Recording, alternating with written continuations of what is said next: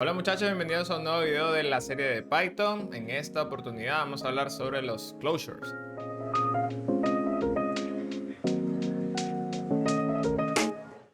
Bien, el concepto de closure, al menos para mí, digamos, en mi historia de aprendizaje, fue muy común en JavaScript. Porque, bueno, el JavaScript moderno se basa casi en su totalidad en closures. Por ejemplo, en React existen dos formas de crear componentes. Tú tienes el class component y el functional component, si no me equivoco. Y el functional component no es más que hacer una función y luego poner más funciones dentro de esa misma función. Entonces el closure es un concepto muy común. En Python no es tan común, al menos en los cursos principiantes, digámoslo así. No se menciona mucho el closure o los function inside functions, funciones dentro de funciones. Y bueno, este libro hace un pequeño paréntesis para explicar este concepto. Me gustaría leer el concepto que está en el libro porque es un concepto extraño, no me gustaría parafrasearlo. Y bueno, después lo vemos con el ejemplo. Bueno, lo voy a traducir, que en realidad está en inglés. Dice, un closure es una función con un scope extendido que engloba variables no globales referenciadas en el cuerpo de esta función, pero no definidas ahí. Ok, entonces, bueno, básicamente es una función con un scope extendido y que agarra variables que son no globales, porque están siendo utilizadas dentro de la función, en una función, pero no fueron definidas ahí. O sea, están definidas afuera. Creo que repetirlo lo hizo más complicado. Entonces vamos a ver los ejemplos ya, porque al final no es la gran cosa. Bien, tenemos esta clase aquí que lo que va a hacer es un promediador, si eso se puede traducir así, que simplemente cada vez que se llame va a crear un promedio, pero va a tomar en cuenta los valores anteriores. ¿Ok? Entonces por eso tiene este atributo series aquí, que lo que va a hacer es ir haciéndole append y va a recalcular el valor y lo va a retornar. Nada fuera del otro mundo, ¿no? Wow, ¿por qué esto tarda tanto? Ok. Y aquí el averaje 10, luego 11, luego 12. Esto sería el averaje de 10, 11 y 12. Bien. Entonces, esto, lo mismo, lo podríamos hacer con funciones, ¿verdad? Ya en el video pasado vimos lo de function inside function, ¿verdad? Una función dentro de la función, eso es algo común. Ahora, la diferencia aquí y donde viene realmente lo poderoso del closure es que tenemos una función y nosotros dentro de esta función definimos una variable. Fíjense que esto no es un atributo de clase, es una variable común y corriente, series, ¿verdad? Y luego debajo de esta variable nosotros volvemos a definir otra función. Entonces, dentro de esta función averager, como se pronuncie, es lo mismo que hacemos aquí, exactamente lo mismo, ¿no? Pero si se fijan, series como tal, esta variable fue definida arriba. O sea, no está en este scope, está en el scope de arriba, o sea, el global. Pero lo interesante de esto y donde viene lo tricky es que si se fijan, esta función makeAverager está retornando esta variable. Esta función. Bueno, al final es un objeto, pero es una función. Entonces, cuando yo llamo a makeAverager, lo que yo estoy realmente recibiendo es esta función que está aquí, no esta función. Dentro de cierto modo, esta función makeAverager se desaparece, ¿verdad? Porque literal, o sea, yo la estoy llamando aquí y fíjense que makeAverager define esta variable, luego define esta función y luego retorna esa función. ¿Ok? Entonces, lo interesante es que esta variable que está aquí sigue viva, se mantiene su valor y uno la puede seguir accesando pese a que ese scope ya se perdió. Sí, vamos a decir que se perdió. O sea, realmente nosotros estaríamos trabajando dentro de esta que está aquí adentro. Entonces, si nosotros ejecutamos esto, vemos que esto funciona de la misma manera. ¿Ok? Y nosotros estaríamos llamando una y otra vez a averager, esta función, referenciando una variable series que no está definida en este scope y que fue definida en un scope global, pero un scope global que no existe. Y ahí es donde viene el closure. El closure es una función con un scope extendido. Entonces agarra y como que dice, mira, esta variable que se puso aquí arriba, yo la voy a guardar y voy a mantener su estado. Y cualquier función que esté ahí adentro, que la quiero usar, la va a poder usar. ¿Ok? Si inspeccionamos esto, fíjense que aquí sería new value total, que son estas variables. Y luego aquí, cuando accesamos a esto que se llama free vars, aquí aparece series. ¿Ok? Y esto bueno, este es el término técnico de cómo se conoce esto, que es una variable libre, free variable. ¿Okay? Una variable libre no es más que un término técnico para referirse a una variable que no está bound al scope local, o sea, no está acoplada, no sé cómo se llamaría eso, sino que está otro lado. ¿Ok? Entonces es una variable libre, así se llama, free variable. Bien, entonces, bueno, aquí el autor dice, bueno, está muy bien todo esto, ¿verdad? Pero aquí hay una pequeña optimización que nosotros podemos hacer, porque nosotros estamos calculando una y otra vez el len de este array, ¿verdad? Y nosotros simplemente podríamos, cada vez que nos pasan un nuevo valor, tener una variable count que nos diga los elementos que están ahí, ¿verdad? Y así no tendríamos que calcular esto cada vez. Y de la misma manera, total, esto podría ser otra variable que simplemente porque ya no tendríamos que sacar el length de esto, o sea, no tendría sentido ya mantener esto como un array, sino que simplemente podríamos sumar o mantener el estado actual de la suma y listo, ¿verdad? Entonces eso es lo que ellos hacen, ¿verdad? Definen dos variables, count y total. Fíjense que cada vez que llega un nuevo valor, count se incrementa a 1, total simplemente es el valor de la suma completa, el nuevo estado. Y luego el promedio es simplemente total entre count, ¿verdad? Esto es simplemente una optimización. Si nosotros ejecutamos esto, ¿verdad? Luego lo llamamos. Oh, dice local variable count reference before assignment. Esto no es más que lo que ya vimos en el video pasado de Decorators. Y es que, si se recuerdan, nosotros podemos hacer referencia a variables globales dentro de una función, ¿verdad? En el scope local, siempre y cuando no redefinamos su valor. Porque si tratamos de hacer una asignación de cualquier estilo, Python como como decisión de implementación del lenguaje, cada vez que hay una asignación dentro de un scope, él trata de buscar esa variable como si fuese una variable local. O sea, como si esa variable estuviese en el scope local para evitar side effects, para evitar hacer cambios en variables globales no intencionadas.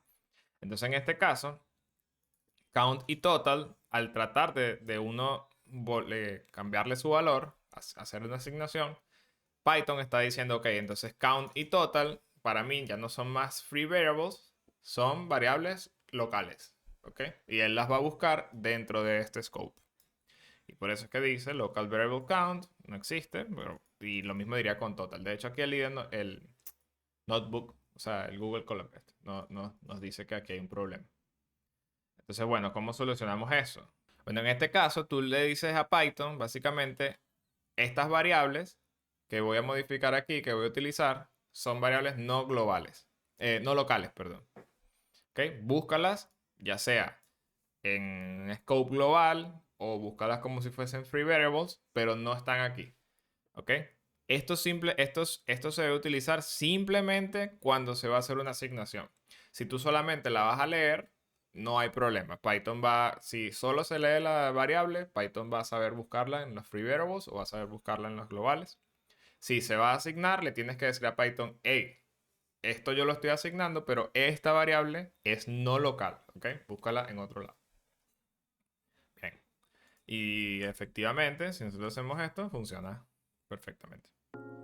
Bien, esta parte que está aquí podría estar perfectamente en el video de los decorators, pero yo quería seguir como la estructura del libro y por alguna razón ellos lo pusieron aquí. Quizás por el tema de que son functions inside functions. Pero bueno, vamos a ver otros ejemplos de decorators que pudimos haber visto en el video pasado. Esta es un decorator que básicamente lo que va a hacer es como imprimir una información del tiempo que ha pasado. Así como una especie de metadata encima de una función. Cuánto tiempo ha pasado, qué función se está ejecutando, etcétera, etcétera. Esto podría ser perfectamente algo para, por ejemplo, en vez de ser un print, uno lo podría mandar a un sistema de login, a un log, que sea. Bueno, vamos a ver. Entonces tenemos la función clock, que va a ser nuestro decorator, así como lo vamos a utilizar aquí. Y luego adentro definimos otra función, ¿verdad? Que se llama clock. Y si se fijan, lo que retorna la función clock es esta función clock en pasado con ed. ¿Okay? Que era lo que yo les comentaba en el video pasado, que no lo vimos. Normalmente los decorators, esto es una práctica muy común, retornan otra función reemplazando totalmente a la función decorada. O sea, esta función func aquí, fíjense que se perdió porque nuestra función clock retorna esta otra que está aquí. ¿Ok? Y entonces dirán ustedes, bueno, esto es muy raro porque nos deshacemos de la función original. No es que nos deshacemos, sino que simplemente lo que normalmente se hace es ejecutarla dentro de esta otra que reemplaza. ¿Ok? Entonces es como que cada vez que yo decore una función con este clock, la que se va a ejecutar es esta clock, pero esta ejecuta mi función original pasándole los argumentos. Entonces, y luego hacemos otras muchas cosas más. Esto nos da libertad de nosotros poder hacer algunas cosas, luego ejecutar la función decorada y nosotros hacer otras cosas sobre el resultado de esa ejecución. Básicamente es eso. O sea, por ejemplo, en este caso se guarda el result de la función ejecutada porque aquí se imprime y ya. O sea, eso es todo, es una funcionalidad enhanced functional. Bien, entonces cada vez que nosotros llamemos a una función, ¿verdad? Que esté decorada con este clock, vamos a hacerlo. Bueno, ya está ejecutada. Básicamente, ves, aquí dice calling snooze, que es la primera función, y aquí este es el mensaje que viene desde el decorator. Este es cuánto tiempo tardó, este es el nombre de la función, estos son sus argumentos y el resultado o el output. En este caso esta función no retorna nada porque solo está llamando timesleep, pero factorial sí podemos ver que retorna 1, 2, 6, 24 y así, etc. Interesante, ¿no? Bueno, y por último vamos a ver una función de la librería Functools muy interesante. Yo creo que se los dije, pero los invito a que vayan a ver una charla que tuve la oportunidad de dar en un meetup de Python Chile sobre esta librería Functools.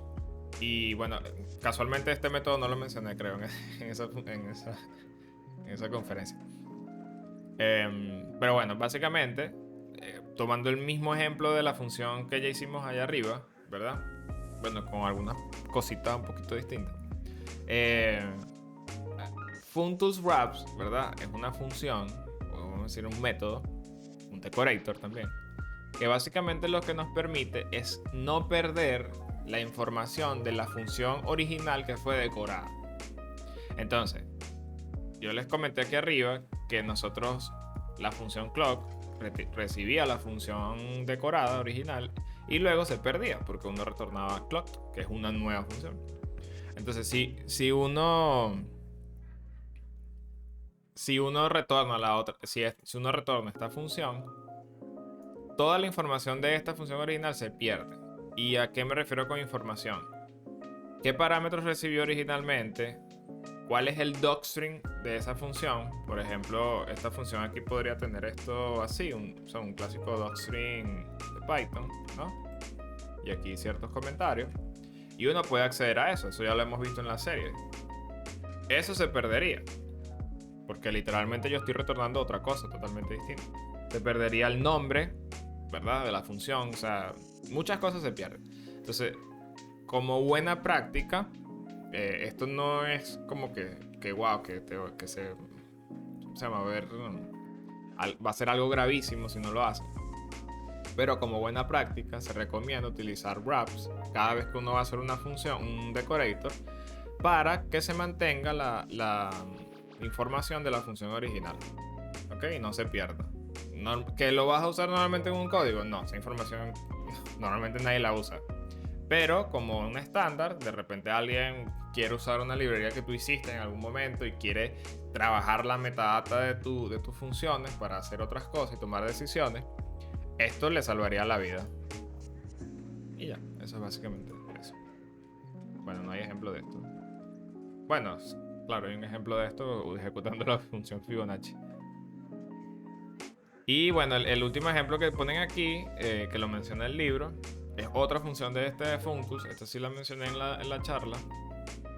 Y es el RU Catch, que básicamente es un decorator que va a hacer una especie de memorización por nosotros. Vamos a mantener una caché y simplemente va a retornar, digamos, si nosotros llamamos a la misma función muchas veces con el mismo parámetro, él simplemente va a retornar lo que tiene en la memoria. Lo vemos aquí con Fibonacci, que Fibonacci repite muchas veces la llamada con 2, repite muchas veces la llamada con 3. O sea, es una cosa de Fibonacci cuando uno lo hace recursivo. Y fíjense que poniéndole el RU caché, o cache, solamente se ejecuta, mira, una vez. O sea, 0, 1, 2, 3, 4, porque todo lo demás ya vino del cache. Y esto es otro ejemplo interesante de que uno puede tener múltiples decorators estaqueados. ¿Ok? ¿Cómo se vería esto? Pues sería algo así. O sea, es como si nosotros tuviéramos la función Fibonacci, ¿verdad? Y luego vamos a decir Fibo sería igual a, vendría el primero. Bueno, sería el desde arriba para abajo. Sería LRU catch, ¿verdad? Y luego adentro clock. Y luego adentro la función Fibonacci. Sería algo así. Y uno puede ir agregando cosas para acá atrás. O sea, si uno pusiera otro aquí, otro decorator más, pues vendría siendo hello de todo eso. O sea, uno va agarrando hacia arriba, ¿ok? Lo que uno tiene que saber es que la más próxima es la primera que recibe el método, la función, luego la segunda y así va. Y bueno, esto es todo. En el siguiente video vamos a empezar una sección que de hecho la tengo por aquí. Déjame revisarla. Ok, o sea, es la parte 4 del libro, se llama Object Oriented Idioms. Y luego vamos a empezar el capítulo 8 que dice Object References, Mutability and Recycling. Está muy, muy, muy interesante. De verdad que hacen algunas analogías y hablan de algunas cosas aquí que son como esas pequeñas cosas que a ti te separan de un programador novato, un programador bueno. No, eso está mal dicho. Que separan de una persona que sabe poco Python y que sabe mucho Python. Eso sí. O sea, como que estas son cosas que pueden surgir en entrevistas, por ejemplo, de trabajo, que van a ser un red flag, un green flag de lo que ellos están buscando. Entonces, bueno, está muy interesante. Entonces, nos vemos en el próximo video.